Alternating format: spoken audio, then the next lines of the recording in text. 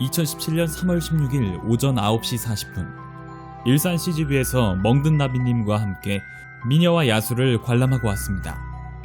용산에서 이른 아침부터 먼 길 오신 멍든 나비님께 정말 감사드립니다. 일단 이 영화는 꽤나 호불호가 갈릴 듯합니다. 먼저 이 영화를 보면 반드시 후회하는 사람들을 미리 알려드릴게요. 첫 번째, 뮤지컬이랑 안 맞는 사람.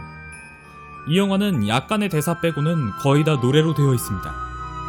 뮤지컬 보러 가면 꾸벅꾸벅 조시는 분들은 눈꺼풀과의 힘겨운 싸움이 예상됩니다. 저도 솔직히 말해서 초중반에 살짝 졸았습니다. 두 번째, 진부한 내용을 극도로 싫어하는 사람. 누구나 다 알고 있듯이 미녀와 야수는 이미 다 알고 있는 동화를 원작으로 한 26년 전 애니메이션을 기반으로 했습니다. 당연히 그 내용 면에서 진부하지 않을 수가 없겠죠. 영화를 보는데 그 무엇보다 스토리를 우선시하는 분이라면 이 영화와는 맞지 않을 것 같습니다. 세 번째, PC운동의 영향을 받은 작품들을 싫어하는 사람. 이 작품의 막바지에는 시대적 분위기와 어울리지 않게 굳이 성소수자를 등장시킵니다. 그리고 주인공 벨과 야수를 제외한 대부분의 커플링이 백인 흑인 커플이죠. 성소수자와 흑인이 등장하는 것이 나쁘다는 것은 아니지만 이는 분명 작품의 시대적 분위기와는 어울리지 않는 연출이기 때문에 이 부분에서 오히려 몰입에 방해가 되는 분들도 있을 것 같습니다. 이 세 부류가 아니라면 이 영화를 보는데 큰 불편함은 없을 것 같습니다. 저는 이 영화를 보면서 특히나 좋았던 장면이 식탁씬이었는데요. 원작에서 보여준 애니메이션의 뮤지컬 장면의 과장된 표현을 정말 실사로 이렇게까지 표현해낼 수 있다는 게 놀라울 따름이었습니다. 굳이 식탁씬뿐만이 아니라 어린 시절 디즈니의 미녀와 야수를 본 분들에게는 추억을 떠올리게 할 만큼 원작의 장면들을 꽤나 충실하게 실사로 재현한 노력들이 돋보였습니다. 그럼 원작과는 다른 점들을 이야기해볼게요. 엠마 왓슨이 연기한 벨이 아마도 이 작품에서 원작과는 가장 다른 점이라고 저는 생각합니다. 원작과는 다르게 주인공 벨은 발명가로 등장하는데요. 또래 여자아이들이 좋아할 만한 것들에는 관심이 없고 오로지 책에만 빠져있는 데다가 의식이 깨어있지 못한 사람들에게 매번 무시당하지만 꿋꿋하게 자신의 발명과 탐구를 포기하지 않습니다. 이런 벨의 모습은 원작 애니의 벨보다는 차라리 해리포터 시리즈의 헤르미온느와 더 닮아있습니다. 아시다시피 배우 엠마 왓슨은 페미니즘 운동에도 적극적인 것으로 알려져 있는데요.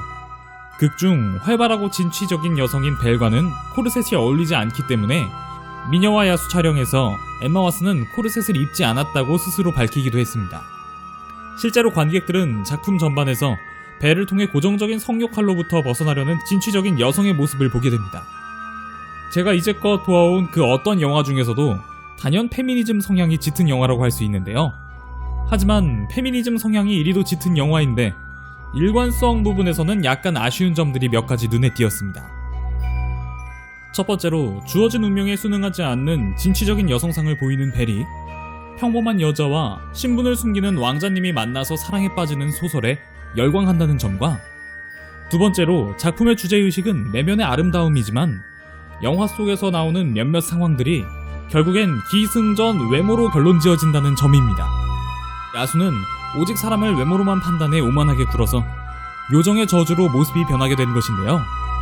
그런 외모지상주의에 찌든 왕자가 저주에서 풀리기 위해서는 진정한 사랑을 해야 합니다. 이 이야기가 진정한 아름다움은 내면에 있음을 강조하면서도 정작 야수가 진정으로 사랑하게 되는 여인은 바로 벨입니다. 다른 영화나 드라마에서는 아름다운 여배우가 주인공이어도 보통은 평범한 여자애라는 설정인데 반해 벨은 그 첫 등장부터 이 마을에서 제일 가는 미인이라고 소개됩니다. 외모지상주의자가 그 벌로 저주에 걸리게 되고 그 저주를 풀기 위해서는 진정한 사랑을 해야 하는데 그 외모지상주의자가 진정한 사랑을 느끼게 된 대상 역시 결국에는 마을 최고의 미인이었습니다. 벨이 처음으로 야수의 성에 들어설 때 물건들로 변한 하인들조차 저렇게 아름다운 여인이라면 왕자님께서도 분명 진정한 사랑을 할 수 있을 거야 라고 수군대죠. 마지막에 시계 할아버지도 본래 모습으로 돌아오게 되면서 오랜 시간 헤어져 있던 못생긴 와이프와 재회하게 되는데요. 와이프가 그에게 눈물을 흘리며 와락 안기자 할아버지는 차라리 다시 시계로 돌아가고 싶다면서 울먹이며 말합니다. 분명 이 장면은 수많은 관객들에게 웃음을 자아내는 장면이었지만 작품이 전하려고 하는 메시지와는 너무 맞지 않았습니다. 페미니스트 주인공을 내세우면서도 페미니즘과는 상반되는 이런 허점들이 저는 이 영화에서 가장 아쉬웠습니다.